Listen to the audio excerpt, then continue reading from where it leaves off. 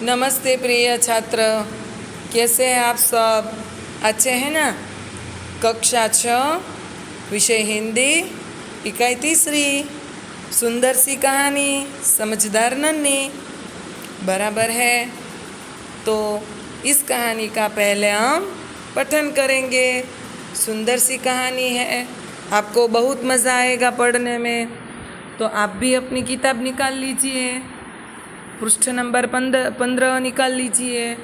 मैं पढ़ूंगी और आपको समझाती जाऊंगी। तो चलो पहले कहानी पढ़ने की शुरुआत करते हैं। चित्र में आप देख सकते हैं कि सुंदर सी नन्ही बतख है, बिच्छू है। बराबर है। दोनों के बीच कुछ बातचीत हो रही है। नन्ही बतख तट पर आई तो उसने देखा कि एक बिच्छू दलदल में फंसा है। दलदल એટલે जिसे हम गुजराती में कहेंगे कीचड़। दलदल में फंसा है। बिच्छू ने नन्ही से प्रार्थना की, बहन मुझे बचा लो। नन्ही को उस पर दया आ गई। उसने बिच्छू को दलदल से उठाकर सूखे स्थान पर रख दिया। अर्थात एक बतख, जो नन्ही सी बतख थी, वो तट पर खेल रही थी। तो अचानक उसने देखा कि एक बिच्छू है, वह दलदल में फंसा है। तो बिच्छू ने पुकार लगाई, आवाज़ लगाई कि मुझे बचा लो, मुझे बचा लो, बहन मुझे बचा लो। तो नन्ही ने तो दया का भाव रखकर बिच्छू को बचाकर दलदल से निकालकर सूखे स्थान पर रख दिया। आगे पढ़ती हूँ अब। बिच्छू को शैतानी सूझी। बिच्छू तो है शैतान। उसने नन्ही को डंक मार दिया। डंक मारना, जिसे गुजराती में कहते हैं डंक मारवो। डंक मार दिया। नन्ही पीड़ा से तड़प उठी। नन्ही को बहुत दर्द हुआ। उसने बिच्छू से पूछा, क्यों भाई तुमने मुझे डंक क्यों मारा? तो बिच्छू लापरवाह से बोला, क्या करूं, डंक मारना मेरा स्वभाव है। तो बिच्छू को यहाँ शैतानी सूझी। उसने नन्ही से कहा, डंक मारना तो मेरा स्वभाव है। अर्थात बिच्छू का स्वभाव क्या होता है? डंक मारने का। बराबर है। अब आगे पढ़ती हूँ। नन्ही बोली, तुम यह गंदी आदत छोड़ दो, नहीं तो कोई मुसीबत में तुम्हारी रक्षा नहीं करेगा। नन्ही ने बिच्छू से कहा, बिच्छू ये तुम्हारी जो आदत है ना, वह बहुत गंदी आदत है कि कोई तुम्हारी मदद करे तो तुम उसे डंक मारते हो। ये तुम छोड़ दो, वरना मुसीबत में कोई तुम्हारी मदद नहीं करेगा। बिच्छू उसकी बात अनसुनी करके आगे बढ़ गया। बात अनसुनी करना माने बात को कानों में न लगाना, बात न सुनना, उसे कहते हैं बात अनसुनी करना। बिच्छू ने बतख की आवाज़ नहीं सुनी, कुछ कान में नहीं लिया, ध्यान में नहीं लिया और वह आगे बढ़ गया, चला गया। नन्ही अपनी माँ के पास नदी में चली गई। माँ ने पूछा, नन्ही बेटी तुम कहाँ रह गई थी? फिर नन्ही है वो अपने माँ के पास चली गई। तो माँ ने पूछा, बेटी नन्ही तुम कहाँ रह गई थी? नन्ही बोली, माँ एक बिच्छू दलदल में फंस गया था, उसे बचाने में देर हो गई। माँ खुश होकर बोली, वाह बेटी यह तुमने बहुत अच्छा काम किया। माँ ने तो उसे शाबाशी दी कि वाह बेटी ये तुमने बहुत अच्छा काम किया। पर नन्ही बोली, लेकिन बदले में उसने मुझे डंक मारा। उसने माँ से कहा कि माँ मैंने उसे बचाया तो सही, पर उसके बदले में उसने मुझे डंक मार दिया। माँ बोली, बिच्छू अपनी गंदी आदत का गुलाम है, तुम उसे चाहे कितनी बार बचाओ वह बार बार डंक मारता रहेगा। माँ ने उसे समझाया कि बिच्छू है ना, वो अपनी जो गंदी आदत है डंक मारना, वो उसका गुलाम है। बराबर है। तुम चाहे कितनी भी बार उसे बचा लो, पर वह अपनी आदत नहीं छोड़ेगा। नन्ही बोली, माँ मैं उसकी गंदी आदत छुड़ा कर रहूँगी। नन्ही ने ठान लिया कि मैं उसकी गंदी आदत छुड़ा कर रहूँगी। तो नन्ही ने ठान ली कि मैं तो ये बिच्छू की आदत छुड़ा कर रहूँगी। बराबर है। नीचे आप चित्र देख रहे हैं कि बतख, नन्ही बतख और उसकी माँ आपस में बातचीत कर रहे हैं। कुछ दिन बाद बिच्छू के प्राण पुनः संकट में पड़ गए। इस बार वह पानी की धारा में जा गिरा और डूबने उतराने लगा। माने कि जो पानी का प्रवाह जा रहा था, धारा जा रही थी, उसमें वह डूबने लगा, उसके साथ बहने लगा। मौत सामने देखकर बिच्छू को नन्ही की याद आई। वह नन्ही को पुकारने लगा। नन्ही ने उसकी करुण, नन्ही नन्ही मुझे बचाओ। तो नन्ही ने उसकी करुण पुकार सुन ली।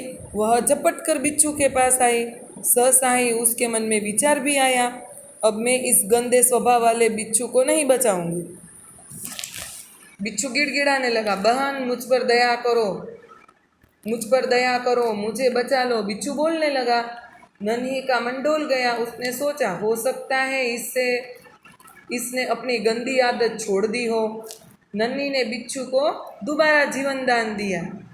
बराबर है। नन्ही ने फिर से बिच्छू को बचा लिया।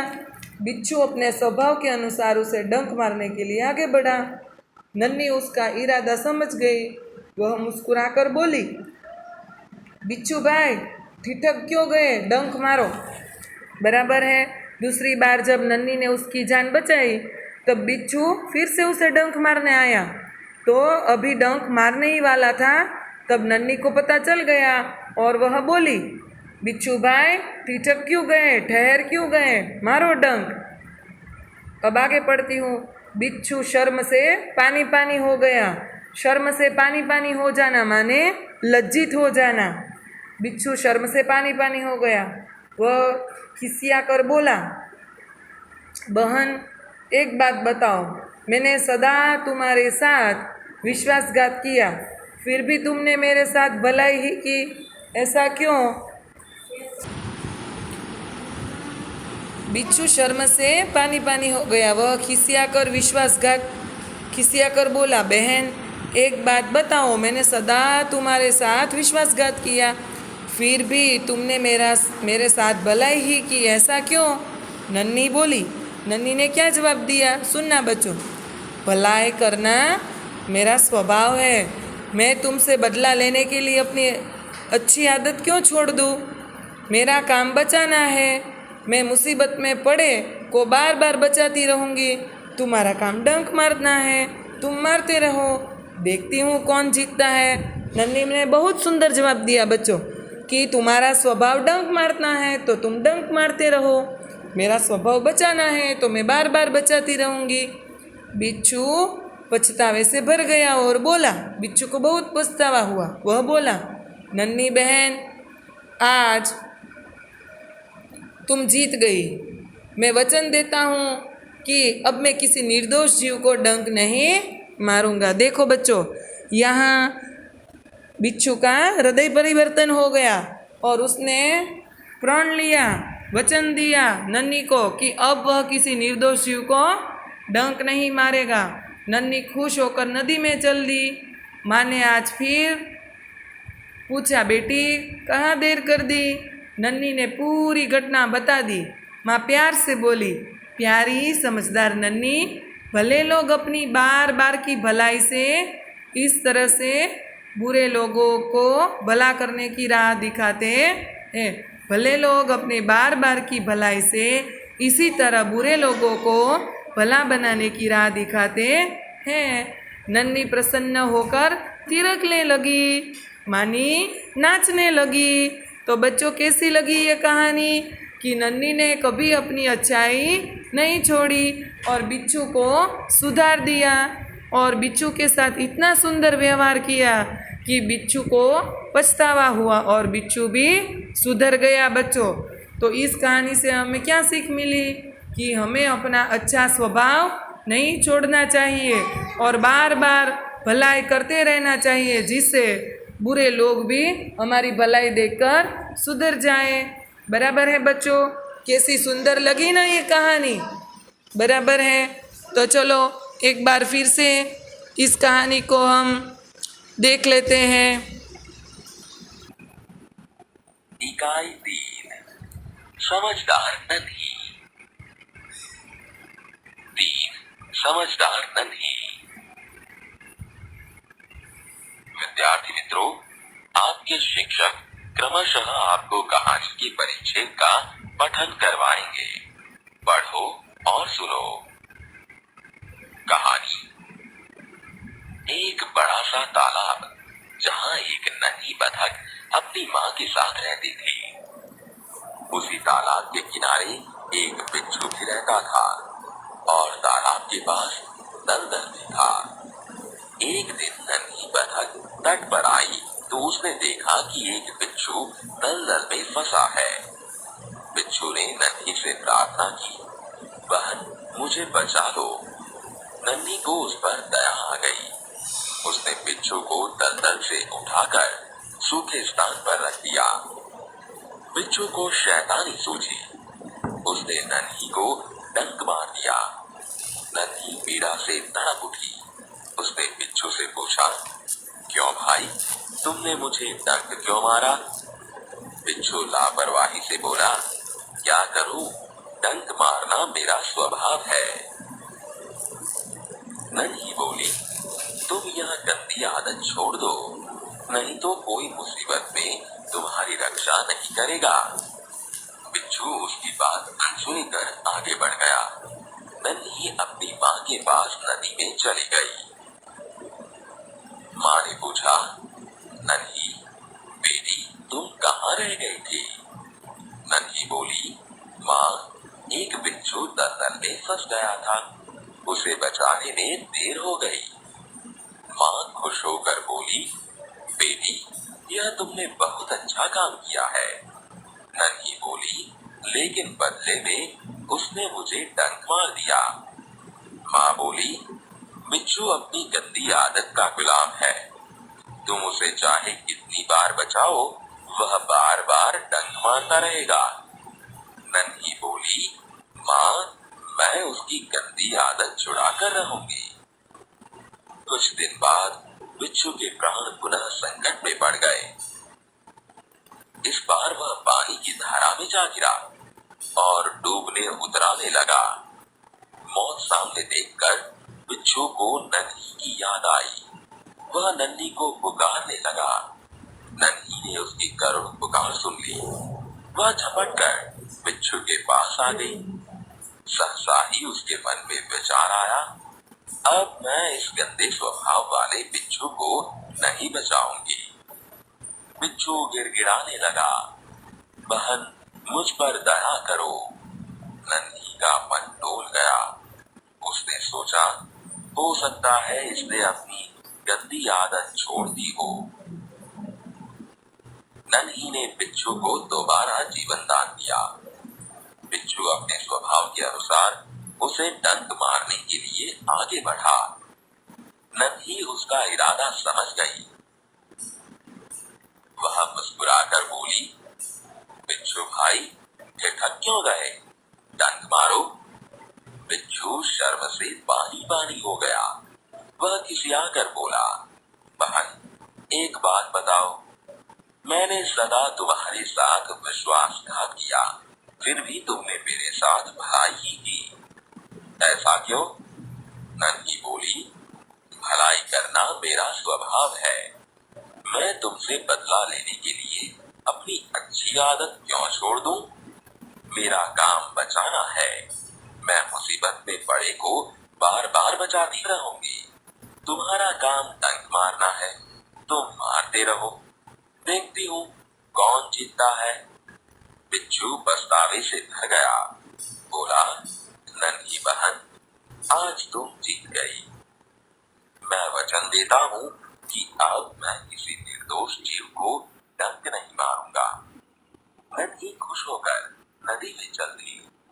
माँ ने आज फिर पूछा, बेटी कहाँ देर कर दी?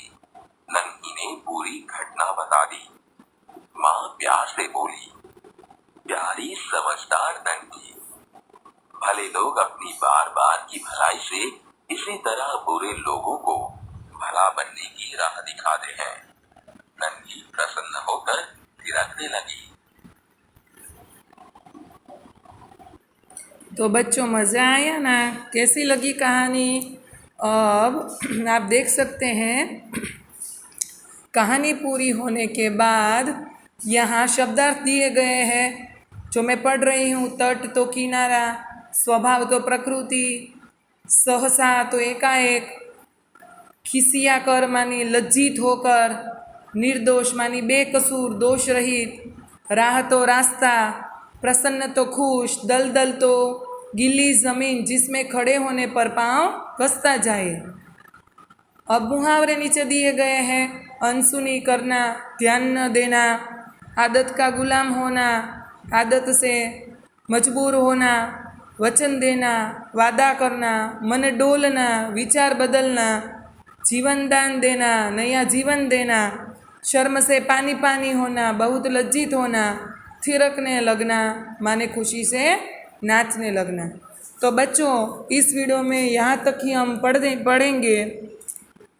आगे के वीडियो में हम अभ्यास की चर्चा करेंगे। तो आपको होमवर्क में ये पूरी कहानी पढ़ लेनी है और इसके शब्दार्थ और मुहावरे आपको अपनी फेयर बुक में लिख लेने हैं। दूसरे वीडियो में हम अभ्यास की चर्चा करेंगे। तब तक के लिए घर में रहिए, सुरक्षित रहिए। Bye bye.